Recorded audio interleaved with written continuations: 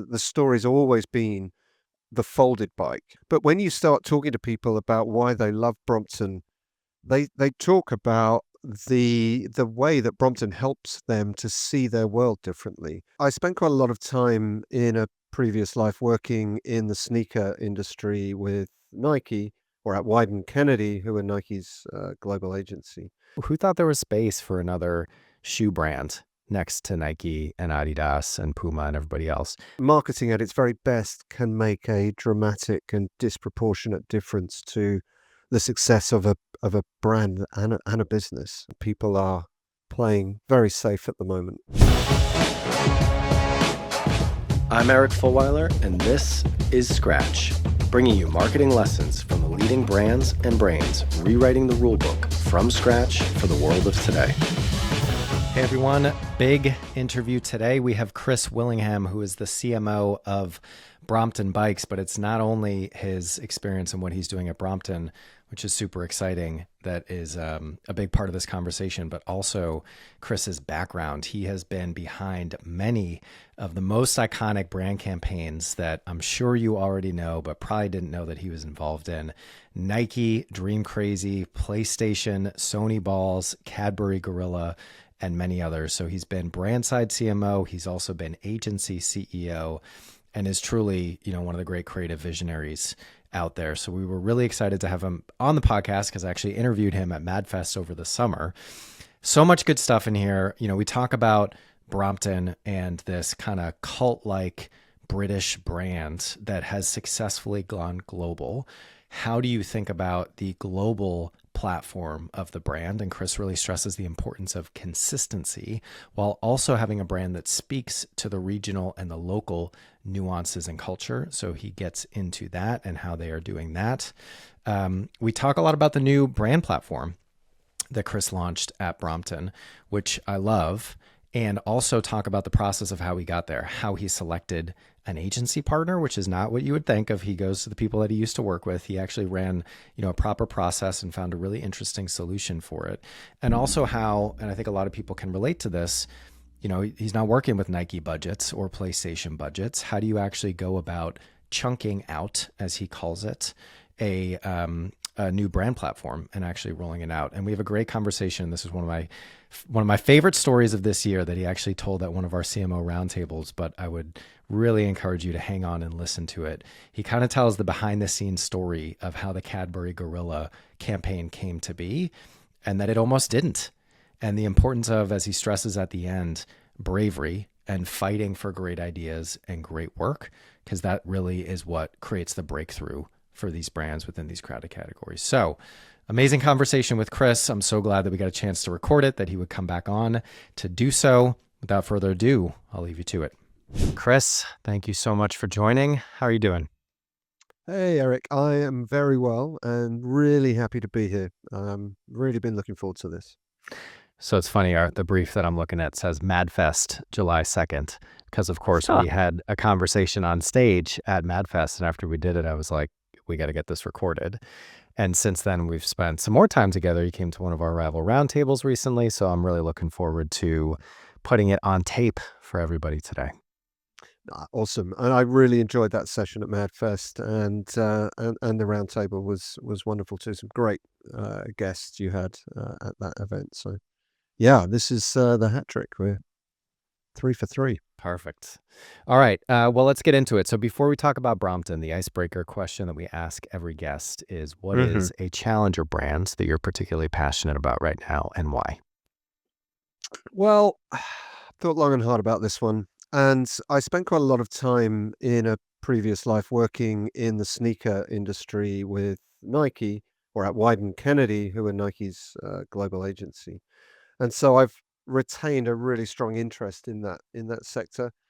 And I've recently been wearing On shoes, and I have just found them to be quite dramatically different and in a very good way. And it was a brand I didn't really go close to for a while because I wasn't sure about the aesthetic, and I wasn't sure if it was a suitable running brand for me. But I am all in now, and I really respect the way that they built that brand. Um, it was what nearly 10 years ago. I was at the Nike campus when Roger Federer. I wasn't in the room, unfortunately, but he turned up and said, "Look, guys, I've got another idea. I want to go off and do this thing with some Swiss friends or associates." And everyone was like, what do you think you're doing? You're walking away from Nike and this huge check that we're about to give you to renew the deal with Nike." And wow, has he made the right call? I mean, it's becoming a global phenomenon. I think that the branding's really strong. The aesthetic is really strong. The product design, I think, it really helps it stand apart. And performance-wise, I've been really impressed as I've been using them, not just for running, but just for sort of, riding. I ride bikes a lot, as you can imagine. Yeah, so On has really come good. I love it. Yeah, they're one that obviously we've been tracking for a while. We Mm. actually did a CMO roundtable in Zurich, tried to get the CMO of On to come there, but he hasn't gotten back to us, at least not yet. Maybe we'll get him on the Yeah. podcast at some Yeah. point. I was just thinking, like, somebody, maybe it's us, I don't know, but there's something to the story of these kind of challenger brands that I think would be really interesting to tell as like a documentary or a Yeah. video. Like, I think that would be really interesting to go back to. But also, I always think about On, similar to kind of Blank Street Coffee, actually, where it's like, who thought there was space for something like this? Who thought there was space for another shoe brand next to Nike and Adidas and Puma and everybody else? Who thought there was space for another coffee shop brand, Yeah. Yeah. next to Starbucks and Costa and Pret and all that? I'd be curious if we just stay on for a second, having you Mhm. here. You Mm. spent a lot of time brand side, but also agency side. And you mentioned Wieden and Kennedy, and you were behind some of the great iconic work coming out of Nike, Dream Crazy, Nothing Beats a Londoner, etc. So you probably have a unique point of view, not just on the product, but also on how they built the brand. What do you Mhm. think they've done so well when it comes to how they positioned and how they promoted the brand over the last few years? You mean On? Yes. Yeah. Well, look, I think the way that they've showed up in retail has been really Mm. impressive. I think the whole thing is just really dialed. I think they've really understood the need to be consistent and distinctive, and I think that's what's really stood out. They've built the story, but they're playing the same notes time and time again, but that the product aesthetic is really central to it. That logo, I think, is really cool and distinctive. But they found a way to, and this, I think Nike gave them an opportunity when Nike cut a lot of its wholesale arrangements back in, Hmm. about 7 or 8 years ago, and went it's really focused on D2C, and I think rather naively thought that everyone would just follow. But I think that opened up an opportunity for brands like On, but also Hoka and Hmm. New Balance to fill the void that Nike left with those wholesalers.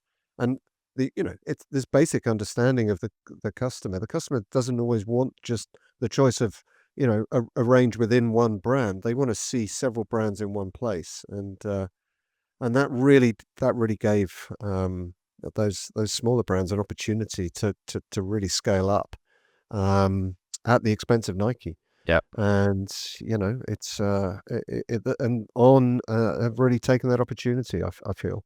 It is the most misunderstood role within the C-suite. Absolutely everything about the industry changed. CMOs are really Out of all the Fortune 1000 businesses, there's only 41 of them that have a CMO on their board. I think you're going to see more functions that were traditionally in the selling realm moving toward marketing. In today's world, and especially as we look to the future, the role of the CMO is at a crossroads. They'll be taken in by cheap parlor tricks. We need to reinvent and reimagine marketing Totally. Deliver on your demand gen goal or lose your job. If you can do that and make your CEO look good at the same time, actually that's a really powerful thing for a CMO. It's not enough to just push that on the juniors in your department. What does the future of the CMO role actually look like?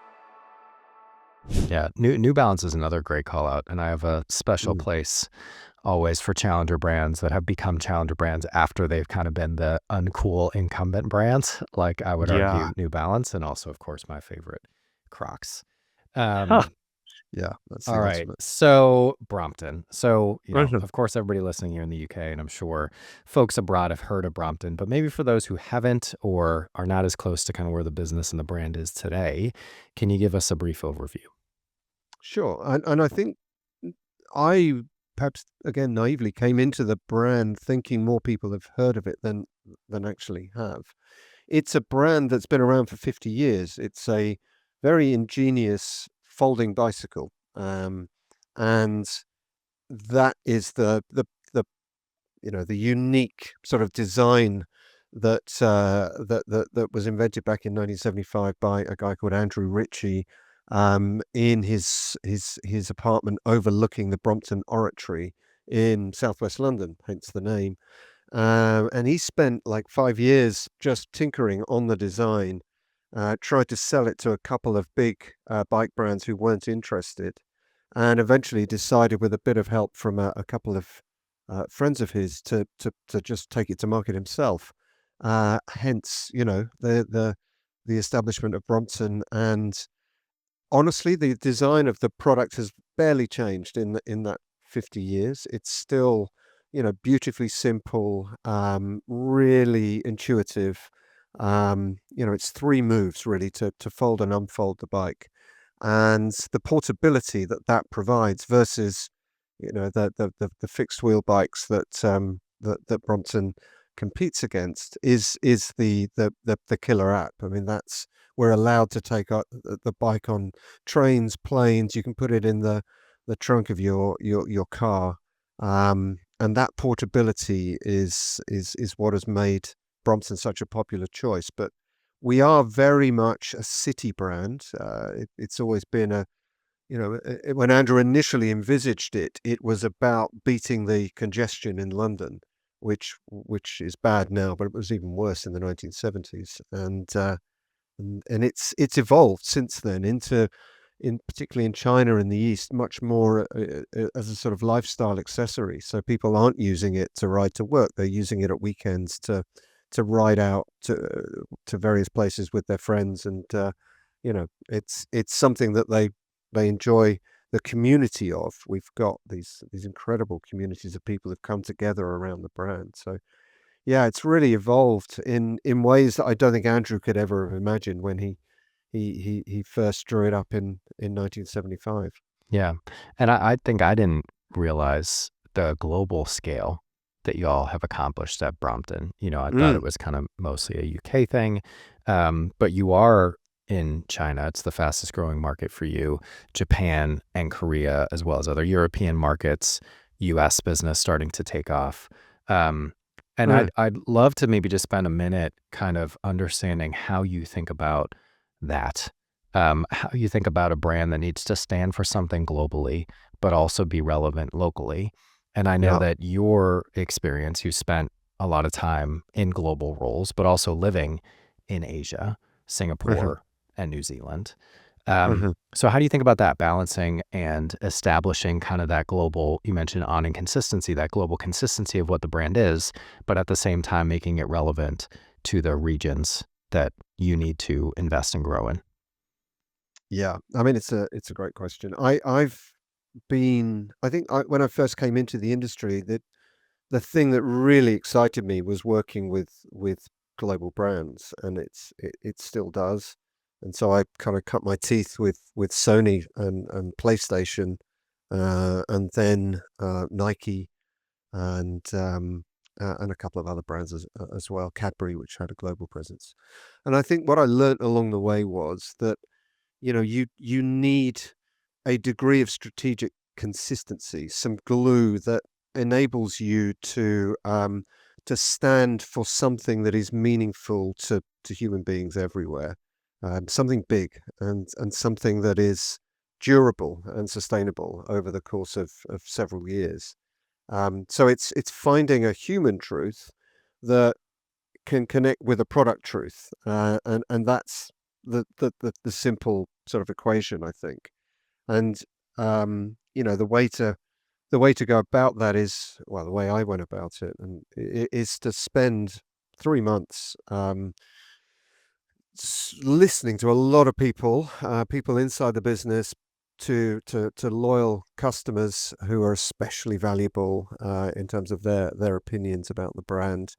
Going back through the archives, spending a lot of time online, just searching, just filling the tank with knowledge, and slowly you start to see some truths emerging, some big kind of human truths emerging.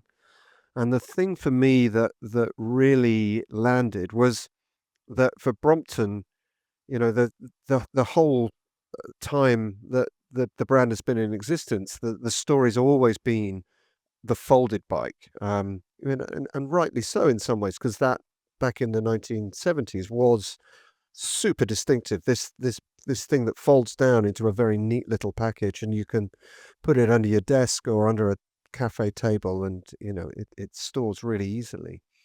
But when you start talking to people about why they love Brompton, they talk about the way that Brompton helps them to see their world differently, because it can take them places that other modes of transport can't take people, because it is so portable, and you can take it on planes, trains, and automobiles.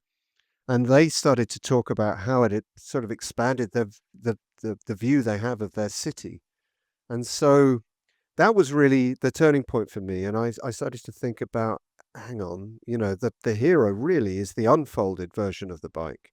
I mean, that's when the joy happens. That's when the magic happens. When you unfold it, and that last click, which is a very distinctive sound, once that clicks into place, that's when the smile begins, and that's when you get on the bike, and that's when you start to go places that perhaps you haven't been before, and meet people you haven't met before, and see things you haven't seen before.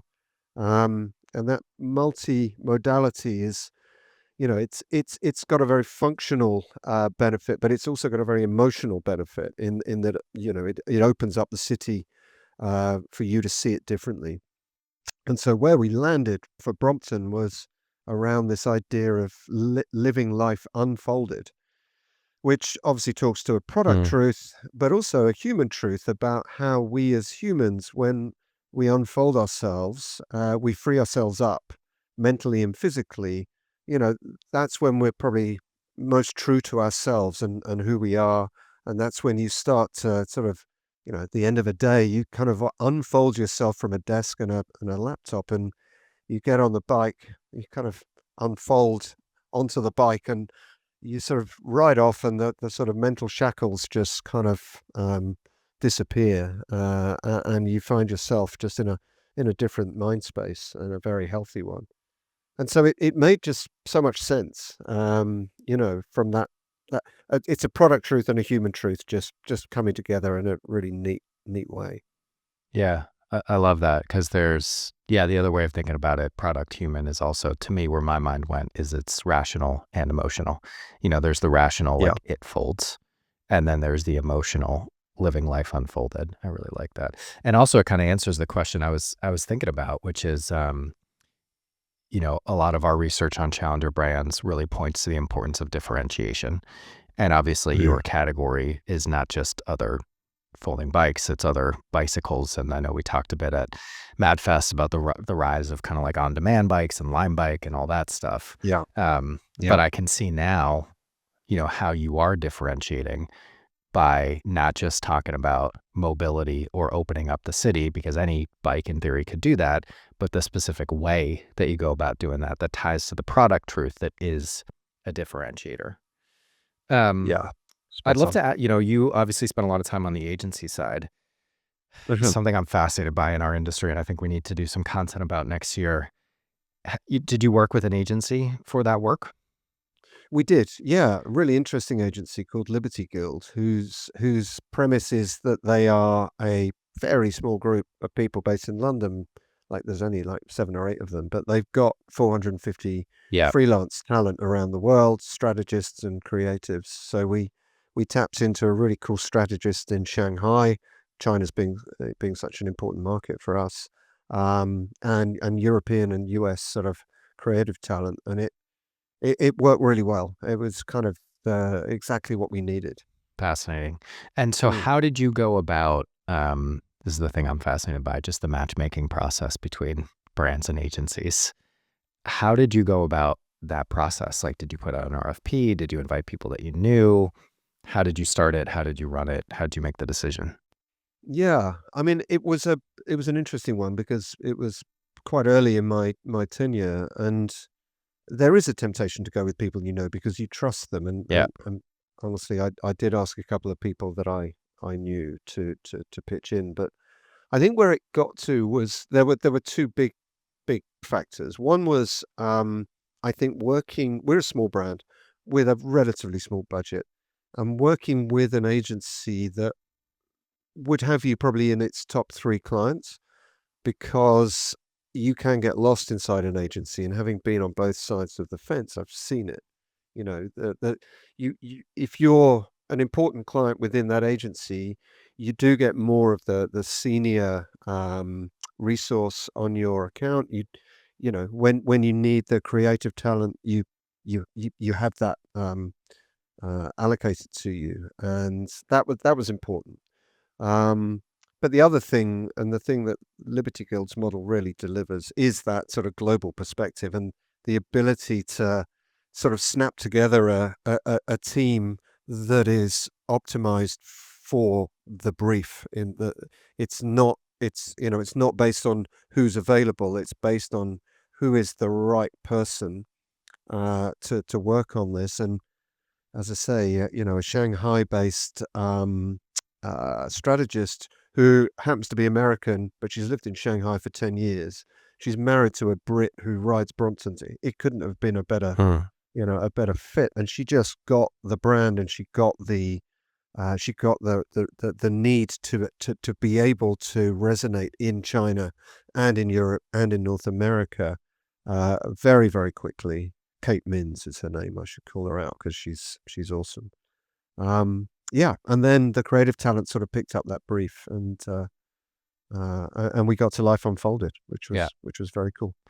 Do you see any trade-offs with that model? Because obviously it's something that we see and even considered in the very early days of Rival. In many ways, it would be a lot easier than trying to build out a full-time team. But from your CMO seat, and I guess also from your agency CEO seat, do you see a trade-off to that model, or do you think that's kind of where the agency is going to go, with like a small core team and a big network of freelancers?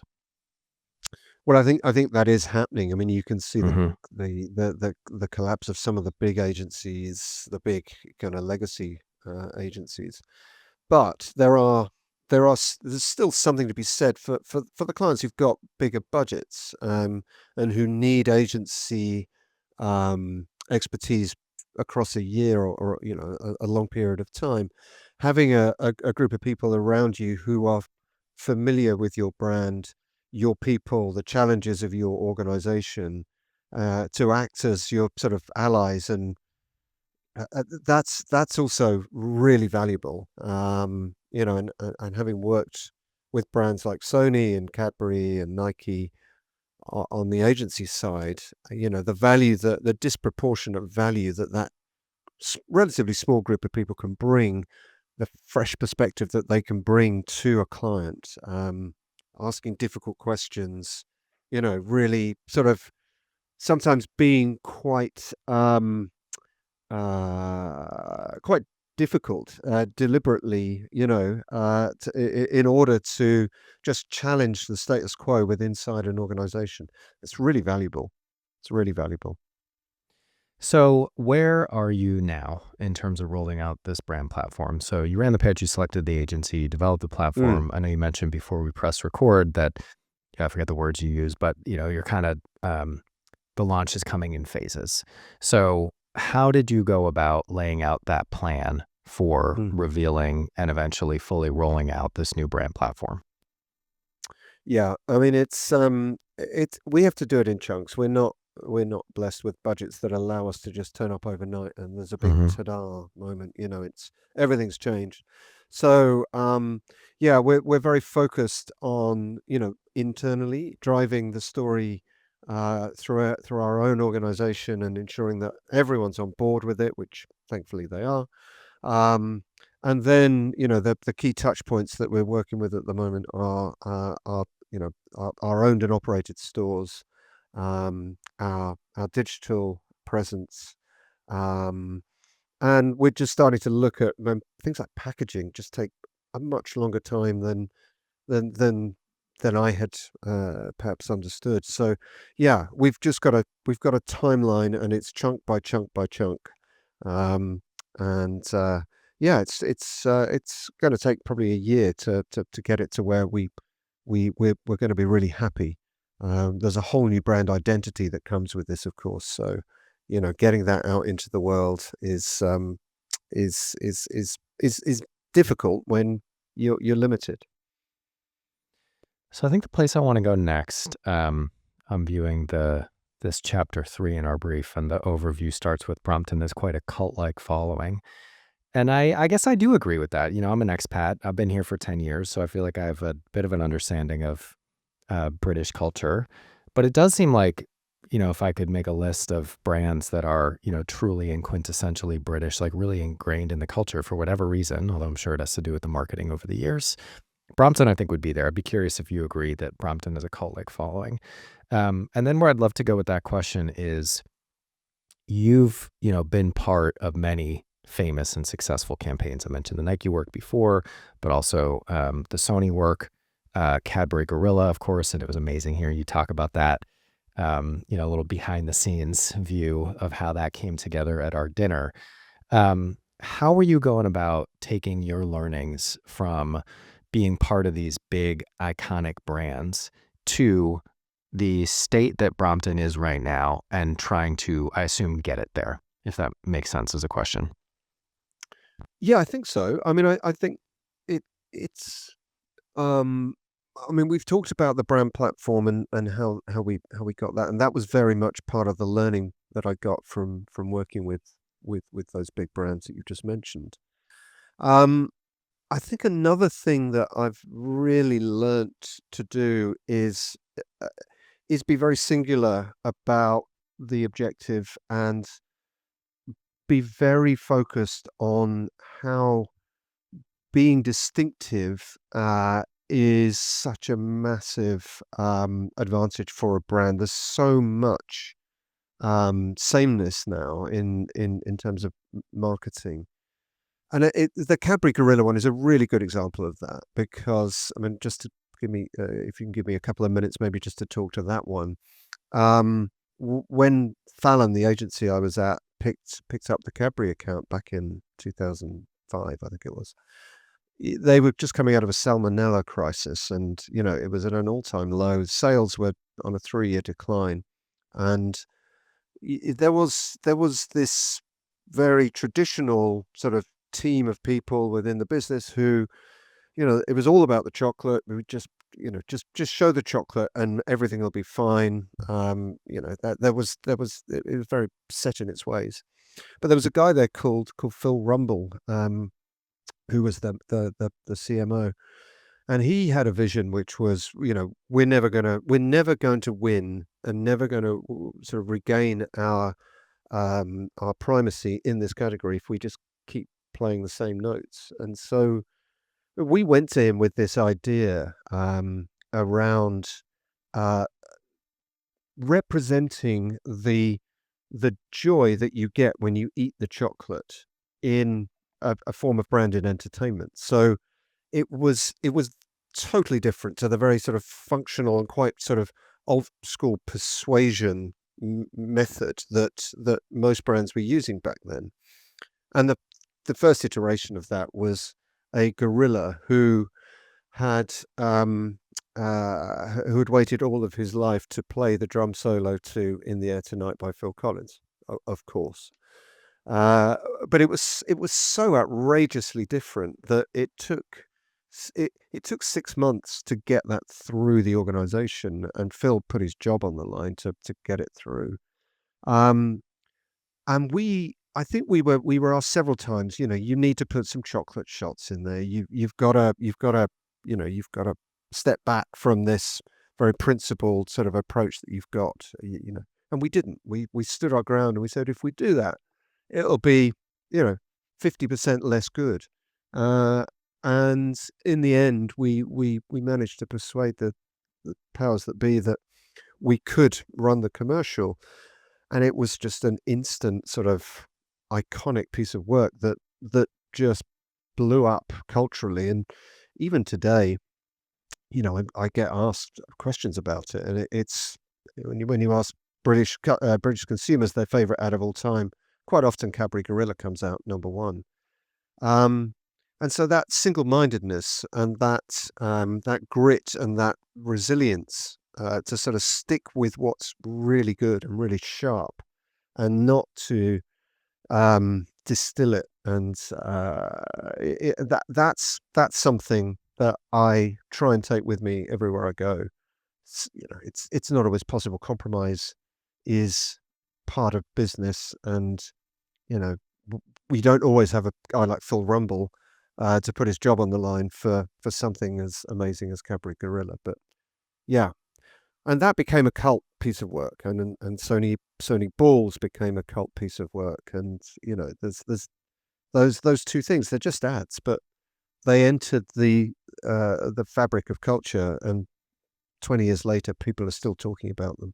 So there's something to be said for that very single-minded approach. Hey everyone, just another quick interruption. If you're listening to this podcast and you're not already part of our AMP community on WhatsApp, would love for you to get involved. So AMP is a community that we started at the beginning of the business, really, just to kind of bring together some of the interesting people that we were talking to, the marketers that we were coming across, many of whom have been on this show as well. And so now AMP is about 300 senior marketers from around the world, from various categories, different stages, challengers, incumbents.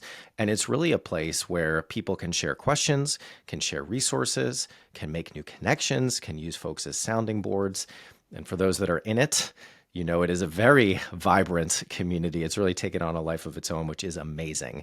So if you're listening to this and you want to get involved, please go to our website, weareRival.com. There you can find the application form, or reach out to me or someone at Rival directly. Thanks so much. Yeah, it's an amazing story. And I remember, I think it came up because I went on my rant about why is there so much bad advertising? And really my takeaway, and people would have heard this before, but there's just so many things and so many people that get involved who are not thinking about and single-mindedly focused on what's going to add value to the customer. And sometimes they need to be there. Oftentimes they need to be there, legal, finance, whatever.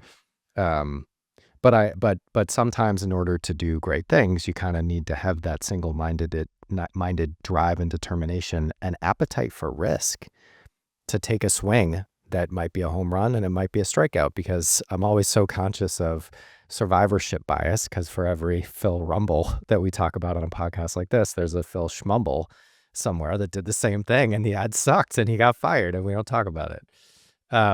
But that's true. To break through in a crowded category, you have to be willing to, one, know what the right thing is, which can be as much art as it is science. Although I do want to ask you about kind of data and AI in the world of storytelling with what we're going into now. And you have to be able to fight for it and kind of push it through. So I still think about that story from when you told that at dinner. So I'm really glad that we're able to get it on tape now. Before we go to the data piece, you mentioned kind of it's become more than an ad. It's become kind of part of the cultural zeitgeist.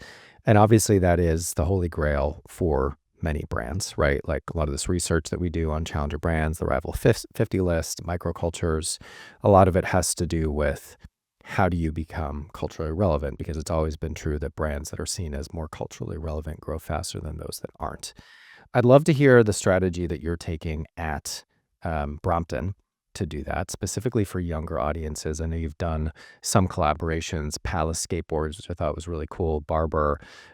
So what's your approach or thinking around creating cultural relevance, and how have you done it or planning to do it at Brompton? It's a good one, and I mean, there are many different approaches I think you can take. I mean, first of all, I think you've got to listen really hard. And you know, Brompton has been traditionally an engineer. It's an engineering business started by an engineer. You know, not especially customer centric. You know, it, and we're trying to sort of switch that now, and slowly but surely it's happening. Um, but I think listening is by far the most important thing. Listening to customers, listening to the people who you want to become your customers, and understanding how the brand can actually play a meaningful role in their lives. I mean, one thing that Brompton has about it, which really lends itself, is the fact that it's very easy to personalize it. I mean, we have so much P&A and so many ways in which you can make your Brompton very distinctive and almost a reflection of your own sort of personality, which this has taken off massively in Asia, by the way.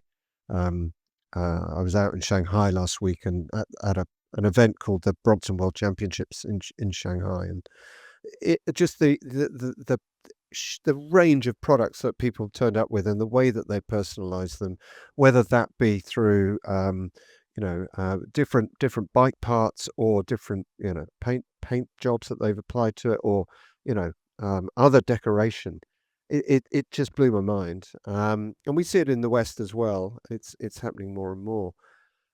So opening yourself up and allowing people to take your product and facilitate that personalization, I think is really important. So, you're not kind of forcing your way into people's lives. You're giving them this option and allowing them to sort of pick it up and take it and do what they want with it.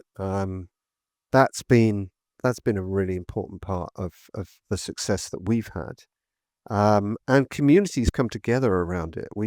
Again, in Shanghai, I met the green team and I met the the blue crew, which are big communities of Brompton owners and riders who just happen to sort of create this identity around the color of the product and then the clothes that they'll wear when they're riding the product. So, it's sort of just taken on its own life.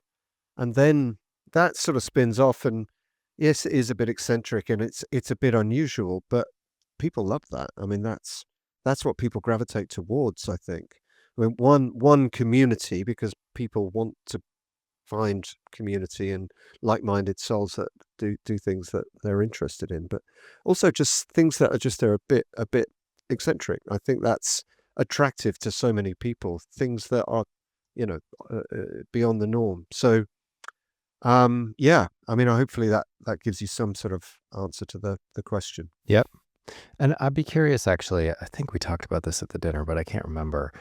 Although it's been interesting, the last 3 dinners, London, New York, and Amsterdam, I feel like there's a bit of a red thread that's building in my mind around budgets and focus shifting more to experiential and analog.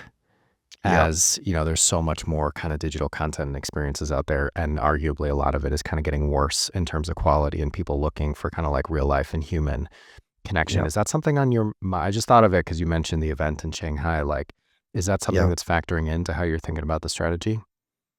Oh, for sure. And I think we are an in real life brand, and Yeah. we are about people moving around a city in real time, or beyond the city now that we've got a product that called the G line, which is all terrain. But it's it's really interesting when you look at where the next sort of chapter is around agentic AI, and how my agent as a consumer is going to, I'm going to brief it and it's going to go out into the world and it's going to talk to a load of brand agents, and then it's going to come back with a recommendation. it's just another layer that's perhaps been removed of sort of human interaction. And so for me, I think that's inevitable, and we will work within that world and hopefully win within that world. But my counterpoint to that is we've got to do more in the experiential space. We've already got something that people love, and that is a sort of lightning rod for Brompton fans. But we only do it in London and Shanghai at the moment, and there is so much more opportunity to bring people together around this sort of common love for a product. So that's very much on our agenda over the next couple of years. So probably the last thing I wanted to touch on, and then we can go to the lightning round. You mentioned it a couple times now, so we can just unpack it a bit. But data, technology, AI, you know, if, as I'm kind of interpreting it, a big part of your foundation as a CMO is brand storytelling, that clarity, differentiation, consistency, these experiences that you're building. What do you see as the role of data, technology, and AI in enabling that? Well, I mean, in terms of data, I mean, I think data is, we've always had data, to be honest with you. And I've been in the industry for over 30 years, and data's always underpinned decision making in certainly in the agencies I've worked in. And it's, you just got much better data now, and it's possible to synthesize it in a way that you couldn't necessarily do before. So, in the year that I've been at Brompton, we've been able to create a single customer view, by pulling data from lots of different sources, and we've just got to where we need to get to now, and of course that opens up wonderful opportunities to understand customers on an individual basis in a far deeper and richer way, and hopefully provide them with content that is just super relevant to them. So yes, that's of great value. From an AI perspective, I still think AI. I don't want to pontificate about what the more distant future looks like, but I think AI will be a very valuable tool in enabling us to tell stories in more imaginative ways, because we won't need to spend a shit ton of money to create a piece of content. We can do it in AI, and hopefully, bring a story to life that we couldn't have dreamt of bringing to life 3 years ago. And that's really exciting. I mean, I see it as a creative tool and an opportunity to just enrich the storytelling that we're already doing. Love it. All right, Chris, quick lightning round for you before I let you go. If Sure. Brompton were a pizza, what type of pizza would it be? Ham and pineapple. We're not for everyone, and in fact, we're probably for a minority of people. We have funny little wheels and a weird sort of product silhouette, and it's an odd bike. It's not doesn't look anything like 80% of the bikes you see on the road. And pineapple is a very divisive thing on a pizza. So hence my plucking that out of the air. All right, I apologize in advance, but I have to say it. And of course, you would fold the slice before you eat it. Very good, Eric. All right. Very good. Very good. What is the best marketing campaign you've seen recently? I'm going to say Kentucky Fried Chicken. I think Believe in Chicken is just awesome. The agency that creates it, which I think is Mother, are just phenomenal. That just 20, 30 years of just great creative innovation, and it's so bold and so it's ridiculous. But it's just fun. It's fun, and it makes you think differently about Kentucky Fried Chicken. It's it used to be such a almost like a sort of dirty alternative, and now it's cool, and you they put Kentucky apparel on sale now, and it sells out in a nanosecond. So they've really done brilliant job to turn the brand around. So very, very cool. What is your biggest pet peeve in marketing? Um, the multitude of opinions, I think. Everybody has an opinion on marketing in the organization, whether they have any expertise in it or not. Whereas, I don't go around and have an opinion on demand planning or,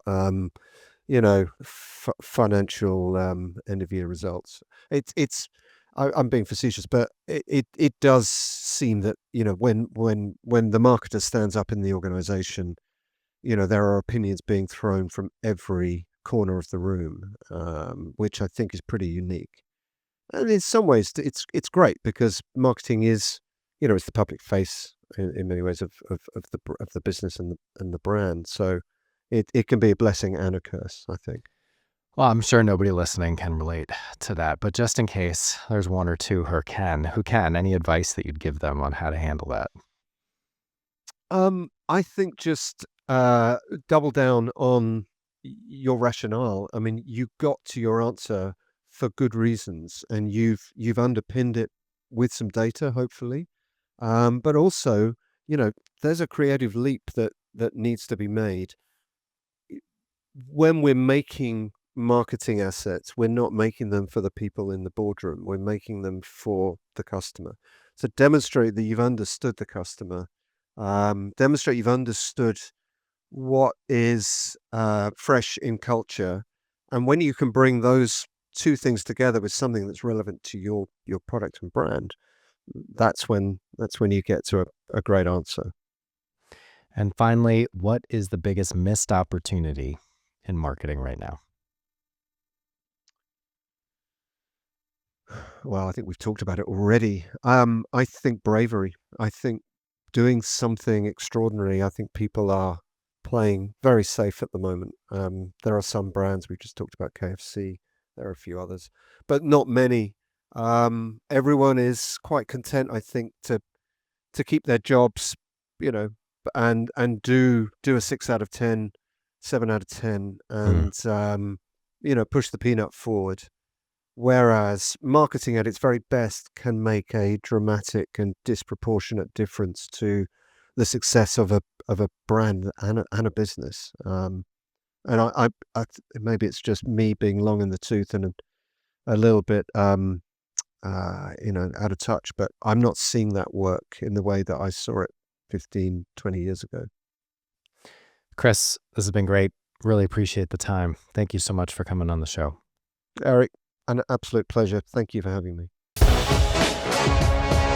Scratch is a production of Rival. We are a growth consultancy that builds challenger brands, strategies, and capabilities to disrupt categories. If you want to learn more about us, check out wearerival.com. If you want to connect with me, email me at eric@wearerival.com or find me on LinkedIn. If you enjoyed today's show, please subscribe, share with anyone you think might enjoy it, and leave us a review. Thanks for listening, and see you next week.